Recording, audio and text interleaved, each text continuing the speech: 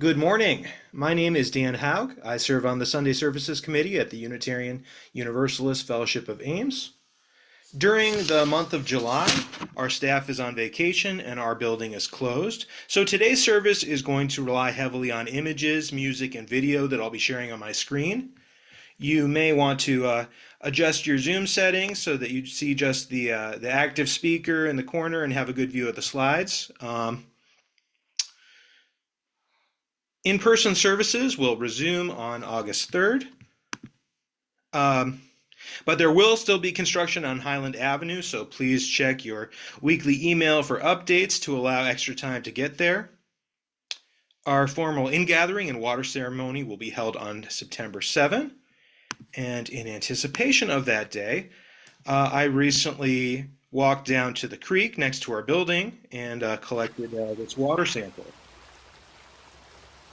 While this vial of water will eventually join our communal bowl in Ames, the rest of the water in Clear Creek makes its way to the Skunk River and eventually joins the mighty Mississippi.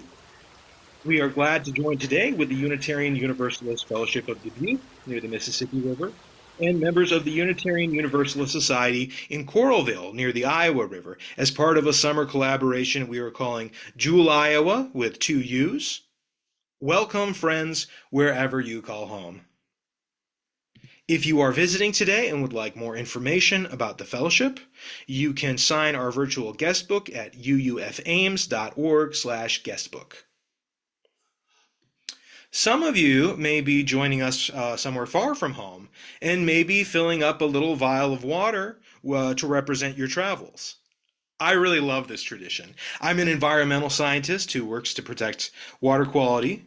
So when I go on vacation, I want to learn everything I can about the local geology, the rivers, the vegetation, and the birds. I've even been known to make nerdy little scrapbooks with ecological transects and stratigraphy diagrams. You're going to get a little taste of that.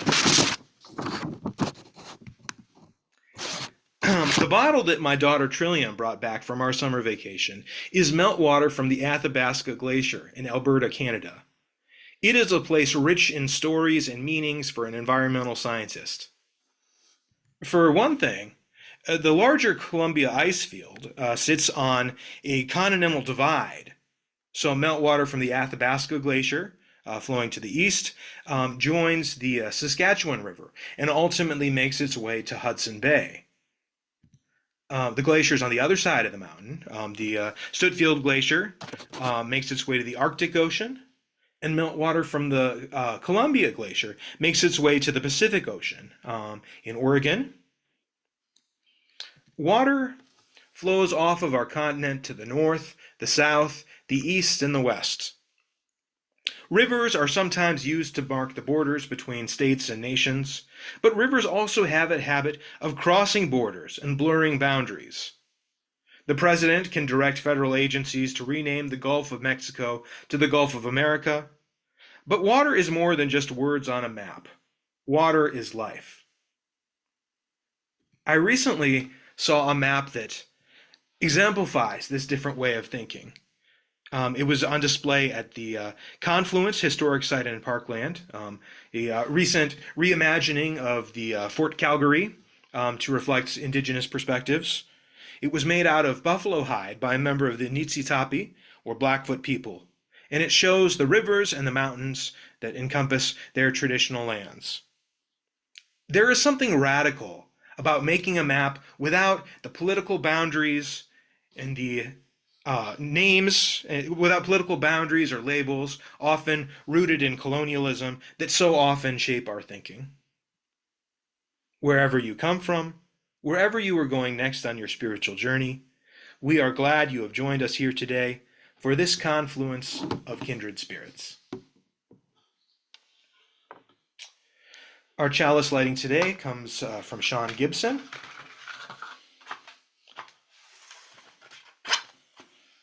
We light our chalice in the spirit of transformation.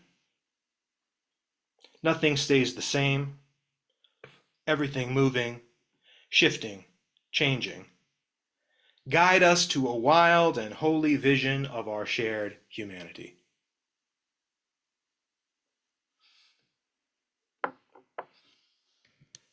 The water cycle is one of many of the Earth's cycles that reform materials into new places and new shapes.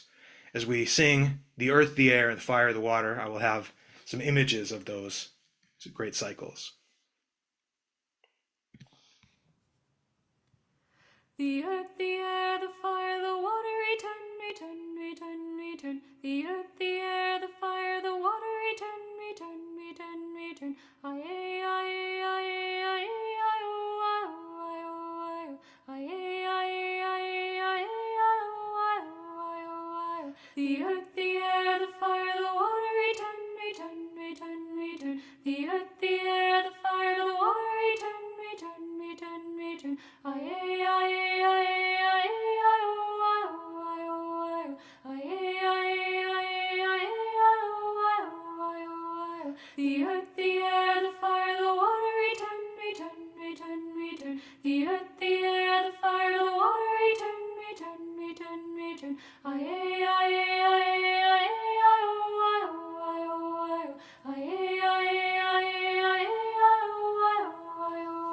The earth, the air, the fire, the water, return, return, return, return. The earth, the air, the fire, the water, return, return, return, return. Aye, aye, aye, aye, aye, oh, aye, oh, aye, aye, aye, aye, aye, aye, oh, aye, oh, aye. The earth, the air, the fire, the water, return, return, return, return. The earth, the air, the fire, the water, return, return, return, return. Aye, aye, aye, aye, aye, oh, aye, oh, aye, aye, aye, aye, aye, aye, oh, aye, oh, aye. The earth, the air, the fire, the water, return, return, return, return. The earth, the air, the fire, the water, return, return, return, return. Aye, aye, aye, aye, aye, oh, aye, oh, aye, aye, aye, aye, aye, aye, oh, aye, oh, aye.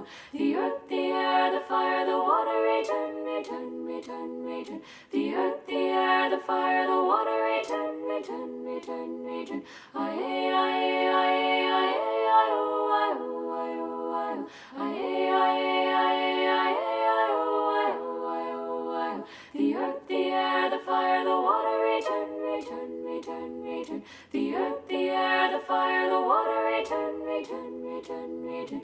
Aye, aye, aye, aye, aye, oh, aye, oh, aye, aye, aye, aye, aye, aye, oh, aye, oh,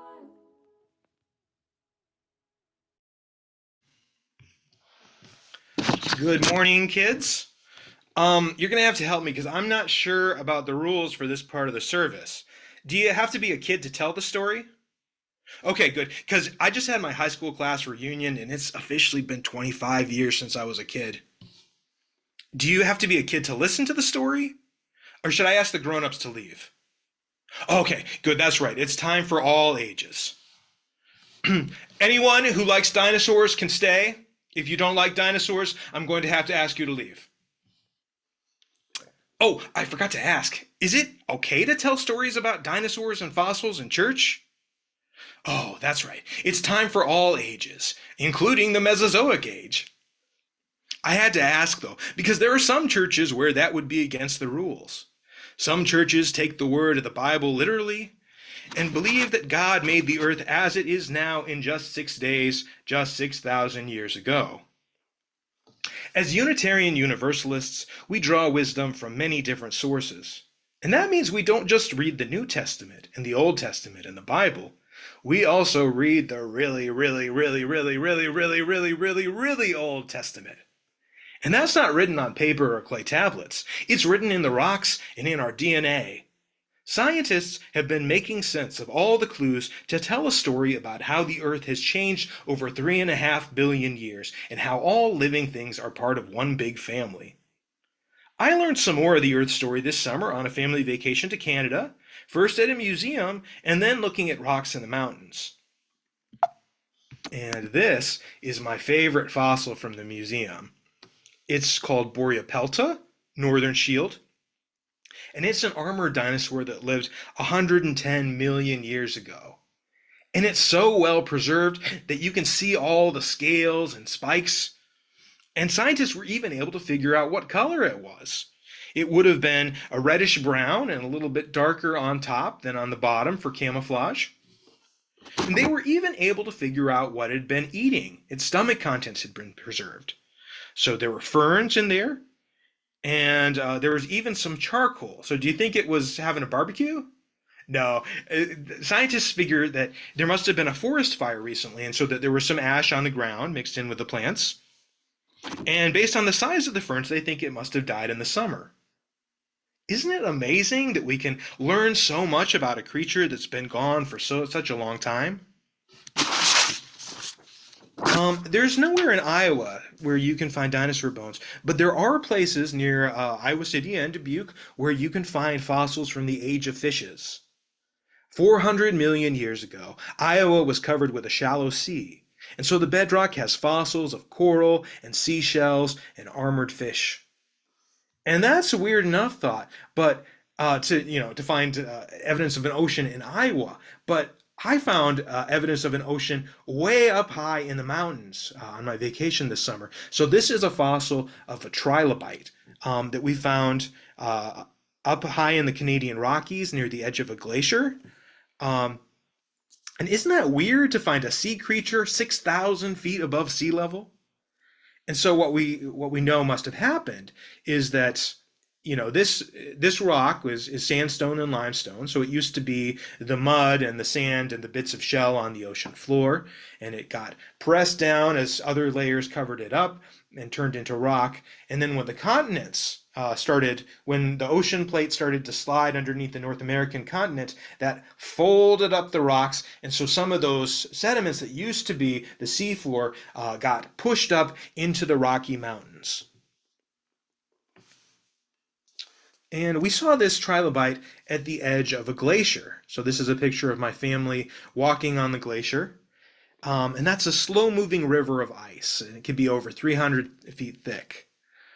And it was kind of like going back into a time machine because all of Ames, in fact, most of Iowa, used to be covered by a glacier like this. I think it's important to remember how the Earth has changed in the past because the Earth is changing right now, and it's changing fast because of greenhouse gases that we are releasing.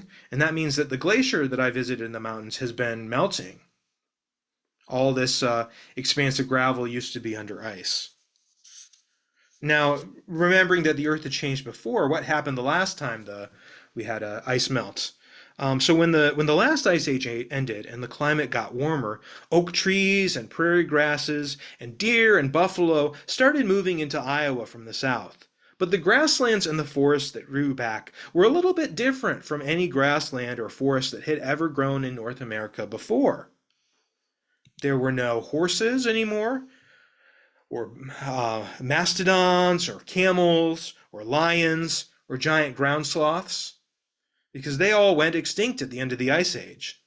And scientists are still arguing over whether that was because of the changing climates, or because of overhunting by people, or a little bit of both.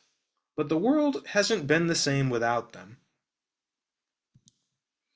This is a fruit from a plant that grows in southern Iowa and in the southern part of the United States. It's called an Osage orange. And you don't want to eat it because it tastes terrible. It tastes so bad that most animals won't eat it. And that's kind of weird because usually plants make fruit to try to get a bird or a mammal to eat them and help spread the seeds. And so since there's nothing that eats this anymore, scientists think that it might have been spread by an animal that went extinct. Maybe a mastodon or a giant ground sloth. And so because there's nothing that can help spread the seeds, the Osage orange had almost gone extinct a few hundred years ago. It was only in one valley in I think, Texas. But then people realized that it was a good plant to have around. The Comanche valued the wood of this shrub for their bows, to make bows, and white settlers realized it would make a good hedge. You could plant it and it forms a really dense hedge for fencing and livestock. So they helped spread the seeds all around the south and west part of the United States, and so the Osage orange has come back. And that gives me hope. that if we appreciate the earth and its creatures, when the world changes, we can find new ways to live together. Let's sing together. If you have your hymnal, this is number 163 in your gray hymnal, For the Earth Forever Turning.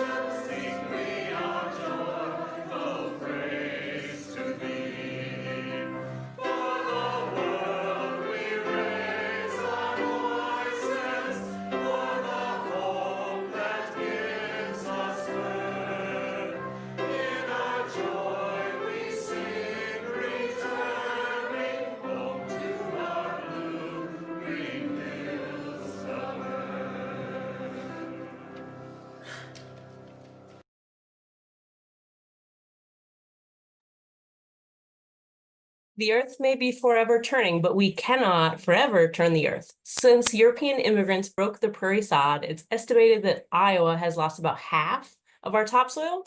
And while practices have improved, erosion rates from Iowa farmland averages about 5 tons per acre per year, which is orders of magnitude faster than the replacement rate. I'm Amber Anderson, UUFA member and soil scientist. You might wonder what a soil scientist is doing here, given that Dan is talking about dinosaurs and glaciers. Well, as he noted, Iowa is shaped by our glacial history. The area around Ames, Coralville, and Dubuque each have distinctive soils and landforms that tell that history. Around 12,000 years ago, while central Iowa was covered in a sheet of ice, current-day Coralville was experiencing extreme erosion in a tundra-like environment with sediments blowing around. Areas closer to the river would experience cycles of melt in the summer, filling low-lying areas with sediment, which would dry up and blow around in the winter. Significant deposits of wind-blown sediments cover parts of the entire state, except central Iowa, which was under a glacier. Far northeast Iowa was also tundra, but not covered in an earlier glacial episode that covered what is now Iowa City, giving time for meltwaters, rivers to cut into the bedrock. The soil series, named for Dubuque, has a thick layer of those wind-blown sediments on top of weathered limestone. In Dan's photos of the Athabasca Glacier, you may have noticed a lot of rocks and mud and sediments in the foreground. This is fresh glacial till, the unsorted material left behind when the glacier melts. In central Iowa, it can be as much as 400 feet thick. We're not in danger of running out of it generally.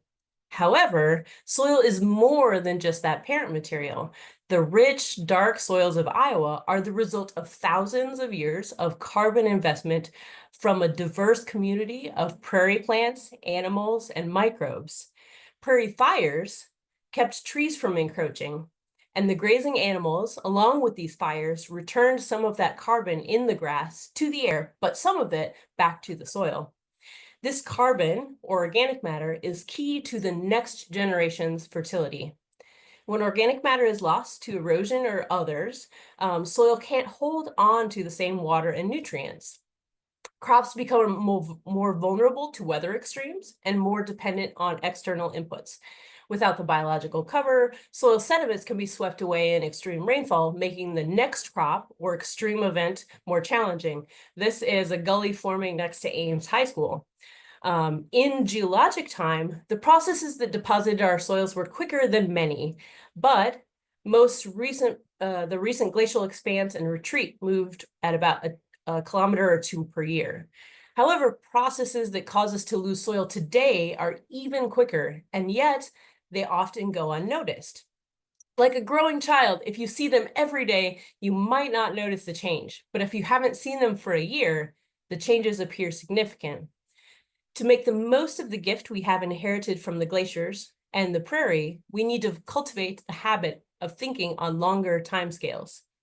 Dr. P.E. Brown, an early Iowa State College professor of soils about 100 years ago, wrote in 1936, "The soil is one of our great national assets. It's the ultimate source of the national prosperity and well-being. From it, the food necessary to support the population of the nation is derived and must continue to be derived in large part if our civilization is to persist."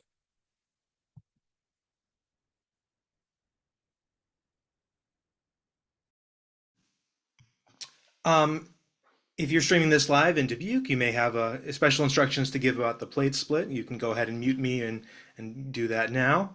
At the Unitarian Universalist Fellowship of Ames, we are not doing a plate split for the month of July. So your contribution will support the ongoing work of our fellowship. You can make a donation at uufames.org/give. And remember that your contributions are helping support the work of our staff. And here for our offertory music, we picked out a recent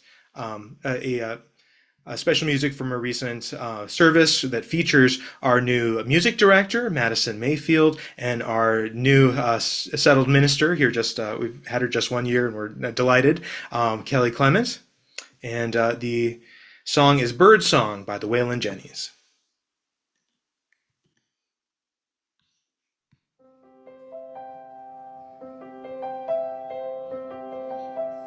I hear a bird chirping up in the sky. I'd like to be free like that, spread my wings so high.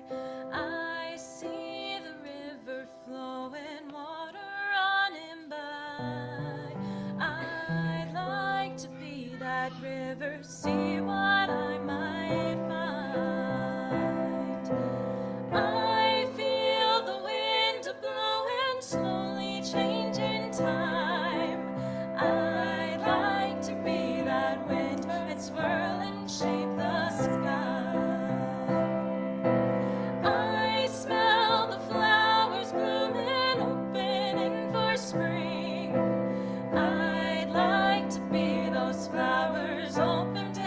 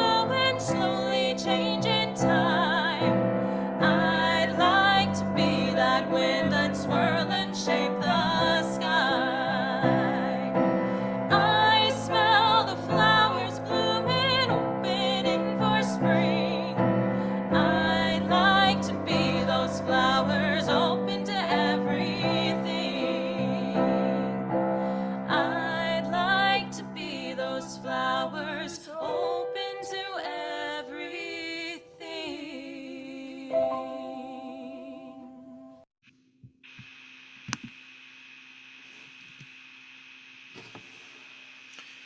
This reading is by Marcia Bjornerud, a geology professor in Wisconsin, from her book Timefulness: How Thinking Like a Geology Can Help Save the Earth. Early in a geology course, one begins to understand that rocks are not nouns, but verbs, visible evidence of a volcanic eruption, the accretion of a coral reef, the growth of a mountain belt. Everywhere one looks, rocks bear witness to events that unfolded over long stretches of time.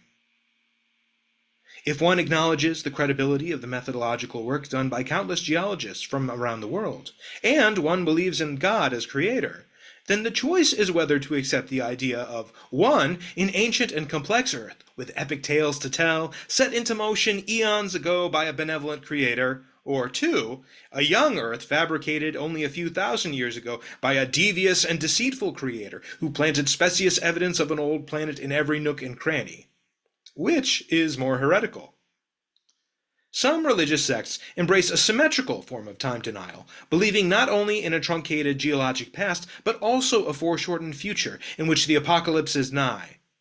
Those who believe that the end of days is just around the corner have no reason to be concerned about matters like climate change, groundwater depletion, or loss of biodiversity. As exasperating as professional young earthers, creationists, and apocalyptics can be, they are completely forthright about their chronophobia. More pervasive and corrosive are the nearly invisible forms of time denial that are built into the very infrastructure of our society.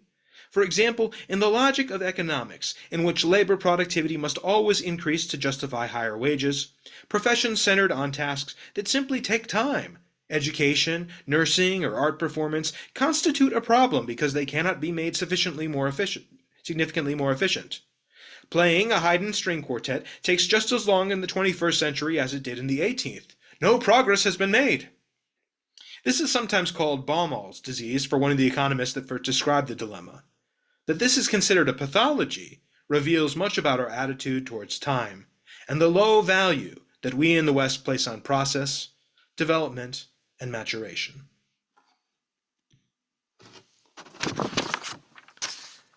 A trilobite fossil on a mountain bears witness to the transience of things that we see as permanent. An ocean basin or a mountain range may last 100 million years ago, but ultimately they are transformed. Compared to the age of the Earth, our human lives are very short indeed. It is easy to get caught up in our daily routines, but on Sunday, we set aside sacred time to be fully present together in the now. We honor the slower rhythms, the meetings and partings that make up the milestones of a human life.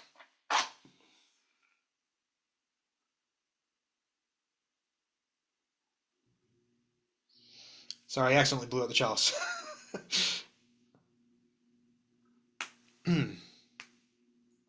As we light this chalice, as we light this candle, please take a moment of silent meditation, and into that silence, lift the names of those who are especially in your hearts today, or you can type those names into the chat.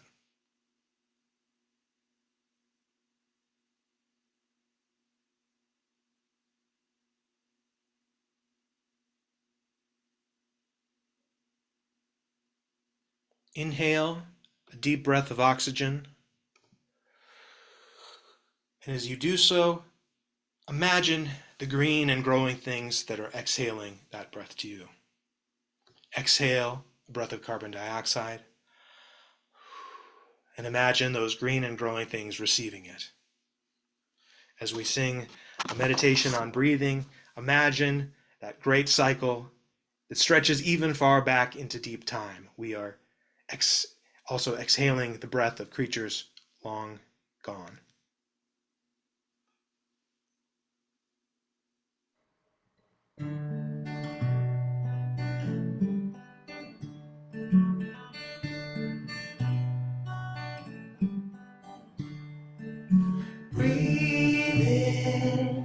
breathe out, breathe in, breathe out. When I breathe in, I breathe in peace. When I breathe out, I'll breathe out love. When I breathe in, I'll breathe in peace. When I breathe out, I'll breathe out love.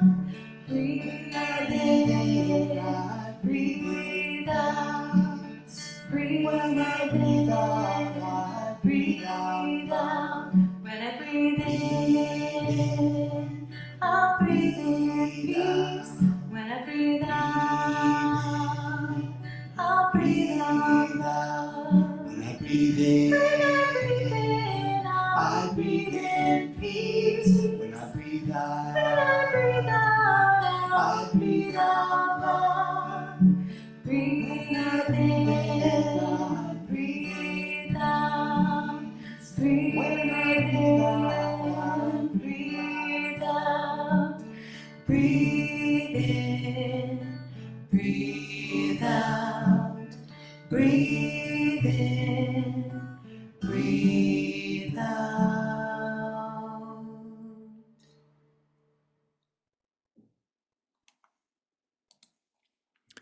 Hello, I'm Sam Wormley, a longtime member of the UUFA. I've been studying and teaching the science of the changing climate for the last 19 years. Within the Columbia ice field, stretching along the continental divide between British Columbia and Alberta in Canada, is the easily accessible Athabasca Glacier. In 1980, I was fortunate to visit that glacier and feel its edge. My thinking at the time was that this glacier was left over from the last glacial period, which ended around 11,700 years ago. It actually formed almost 240,000 years ago in ice ages prior to the last one. Dan Haug got to visit the Athabasca Glacier within the last year, which has receded more than 200 meters in the 45 years between our visits. In the 19th century, scientists realized that gases in our atmosphere, called greenhouse effect, they caused a greenhouse effect, which affects the planet's temperature. These scientists were interested chiefly in the possibility that a lower level of carbon dioxide gas might explain the ice ages of the distant past. At the turn of the century, savant Arrhenius calculated that emissions from human industry might someday bring a global warming. Other scientists dismissed this idea as faulty. In 1938, G.S. Callender argued that the level of carbon dioxide was climbing and rising global temperature, but most scientists found his arguments implausible. It was almost by chance that a few researchers in the 1950s discovered that global warming truly was possible, and in the early 1960s, C.D. Keeling measured the level of carbon dioxide in the atmosphere. It was rising fast. Researchers began to take an interest, struggling to understand how the level of carbon dioxide had changed in the past and how the level was influenced by chemical and biological forces. By the year 2000, computer calculations, along with evidence from ancient climates, showed unequivocally that the human emissions of greenhouse gases were rising Earth's temperature. This graph, updated daily by the Scripps Institute of Oceanography at University of California, San Diego, shows that accurate reconstruction of concentration of CO2 in the atmosphere from Keeling curve data, ice core samples, and proxies going back 800,000 years, essentially the time that humans have walked the Earth. Similar data for global temperature and sea levels show a very tight correlation with the CO2 concentration. One can see the dip in CO2 concentration occurring simultaneously with the periods of glaciation.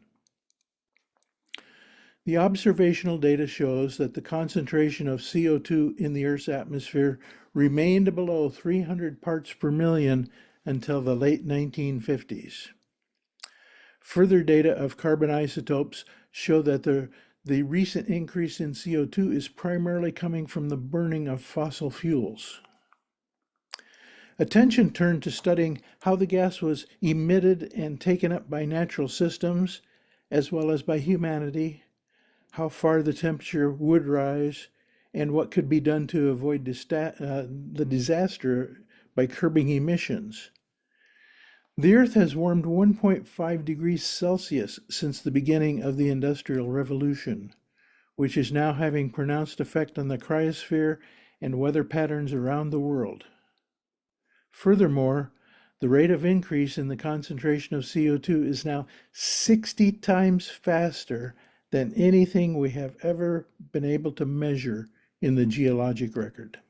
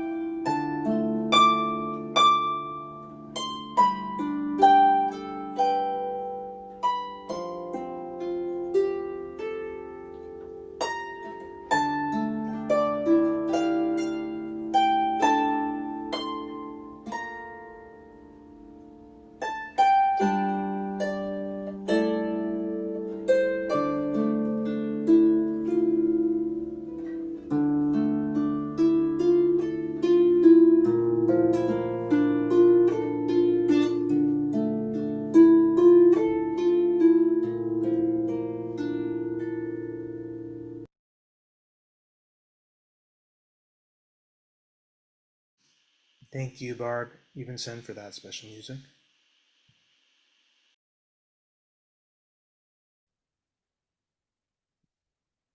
Hello, beloveds at UUFA.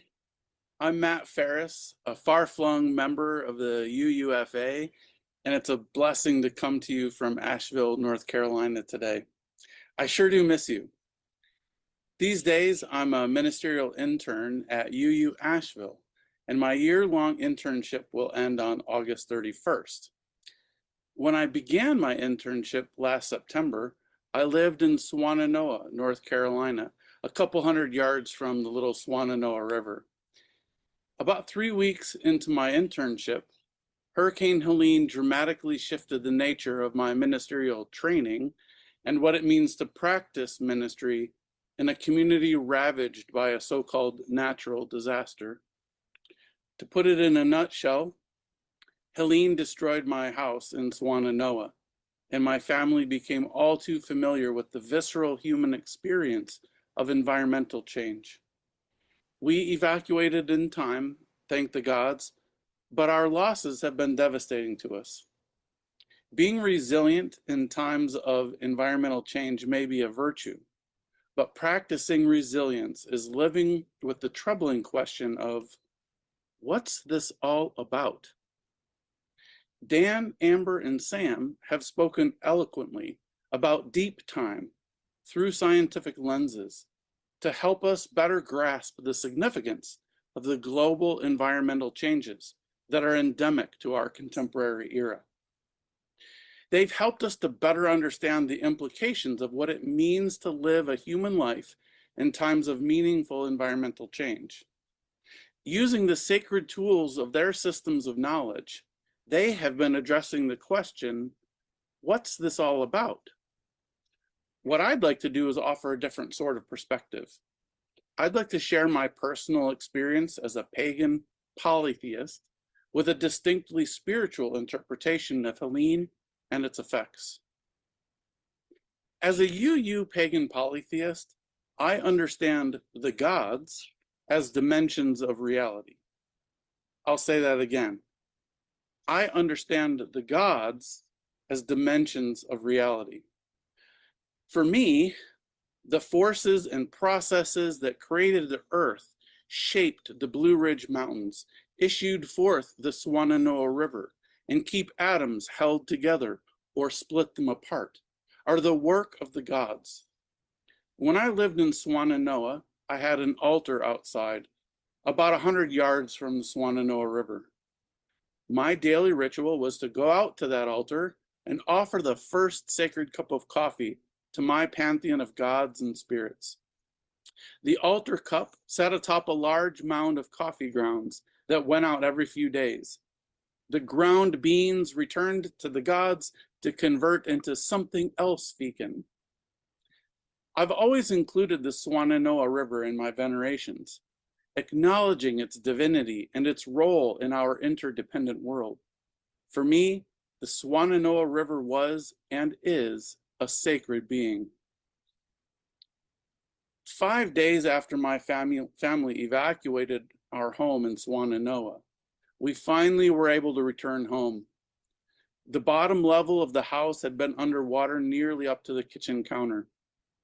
Out back, where my altar had been, a car was wrapped around the tree that had been part of my altar, and there was no physical trace of an altar having been there. The entire trailer park next to our townhouse was completely gone, just gone. I was shocked, but not exactly surprised. Our whole region was dramatically altered, a manifestation of our relationship with the holy mysteries. What's this all about? Something sacred but devastating had happened. If the forces of nature are aspects of the gods, as I take them to be, Helene was a powerful and profound manifestation of the sacred into the landscape of Western North Carolina. While I have faith that love is a quality that the gods manifest, I do not subscribe to the notion that the gods are omnibenevolent or all-loving, or easy to pronounce. The natural forces that created the Blue Ridge Mountains must have been extraordinarily powerful and violent to a landscape that once was. Helene was also extraordinarily powerful and violent to the landscape that I live in. Helene, among other things, inaugurated a great deal of suffering in my region. I'm not mad at the gods for being powerful, even violent. It's in their nature to be this way. On a much, much larger scale, maybe Helene was an act of divine love. I just don't know. I personally experienced the responses of the Unitarian Universalist congregation of Asheville to be nothing short of sublime instantiations of love. The UUFA also responded with love to our misfortune, and I'm deeply grateful to you for that. In all of the flooding loss and devastation. I've also not lost track of water as the first medicine. Water is sacred. The Swannanoa River is a sacred being. In a profound way, I am related to that river, and we are in an interdependent relationship.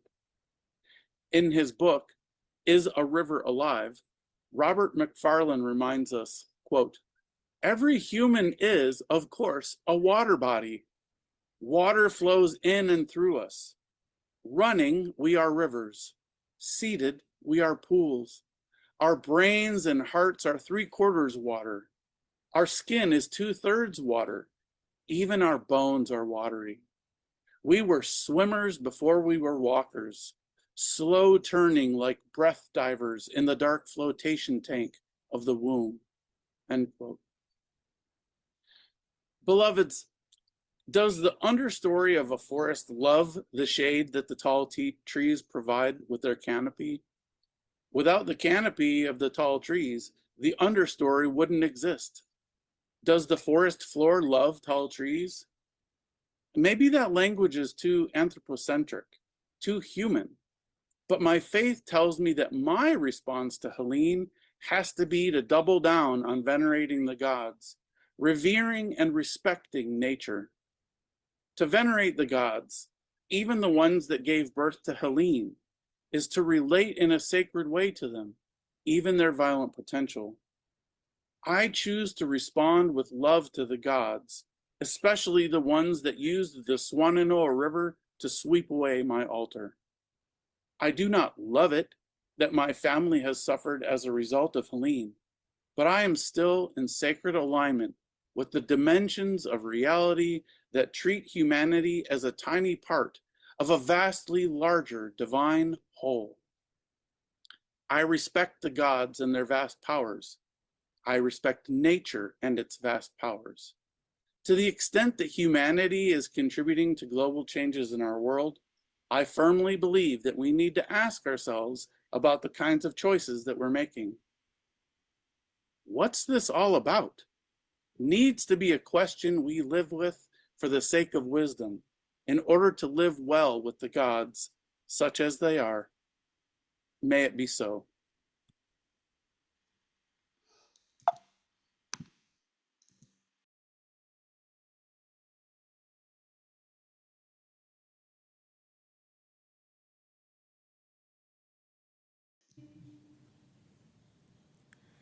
Ancient Mother, I hear you calling. Ancient Mother, I hear your song. Ancient Mother, I feel your laughter. Ancient Mother, I taste your tears. Ancient Mother, I hear you calling. Ancient Mother, I hear your song. Ancient Mother, I feel your laughter. Ancient Mother, I taste your tears. Ancient Mother, I hear you calling. Ancient Mother, I hear your song. Ancient Mother, I feel your laughter. Ancient Mother, I taste your tears.